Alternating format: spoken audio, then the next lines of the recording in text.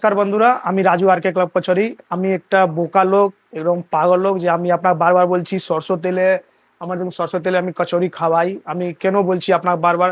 তো একটা জিনিস বলছি, আপনার হসপিটাল যান, দেখবেন আপনার ওখানে যে রোগী থাকে, high blood pressure, thyroid, sugar, পেটের সমস্যা, এই বেশি ম্যাক্সিমাম পাওয়া যায়। কেন কেন আমাদের লাইফ লাইফ যে আছে, আমাদের লাইফ স্টাইল যে খাবার যে হচ্ছে ও পুরো চেঞ্জ হয়ে গেছে। আমি সব জায়গায় দেখি প্লাস্টিকের মধ্যে পাম অয়েল, রিফাইন অয়েলটা খাচ্ছি।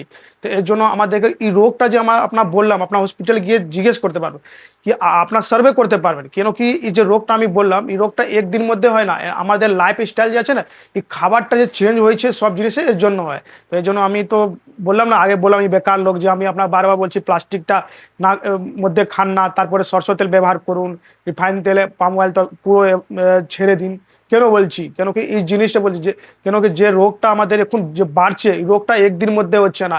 এটা আমাদের জীবনে লাইফে যে বারবার যে আমরা উল্টো পুল্টো জিনিসটা খাই, তেল তেল হয়ে গেল প্লাস্টিক, এর জন্য।